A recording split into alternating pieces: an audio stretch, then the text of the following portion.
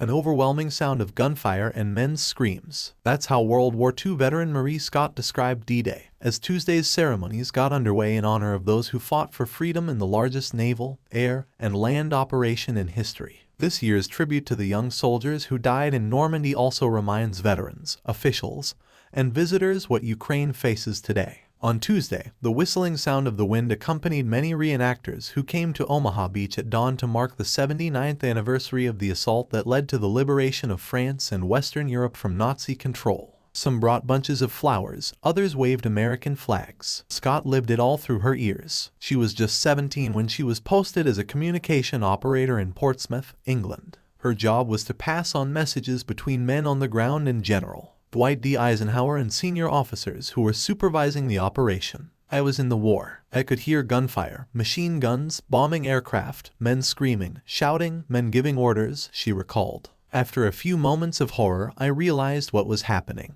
And I thought, well, you know, there's no time for horror. You've got a job to do, so get on with it. Which is what I did. Now about to turn 97, Scott said D-Day was a pivotal point in her life. As a non-combatant, I was still in the war, and I realized the enormity of war. People were dying in that moment. Scott said she was disgusted that another war was now raging on the European continent following Russia's full-scale invasion of Ukraine in February 2022. For me, war should only be undertaken if it's absolutely necessary, if there's no other way of solving the problem. It's an atrocity. On Tuesday, a ceremony took place at the American Cemetery in Colville-sur-Mer, overlooking Omaha Beach, which is home to the graves of 9,386 U.S. soldiers, most of whom lost their lives in the D-Day landings and ensuing operations. On the walls of the missing are inscribed 1,557 names. Some of those named have since been recovered and identified. U.S. Defense Secretary Lloyd Austin, speaking in front of more than 40 World War II veterans and a crowd of visitors,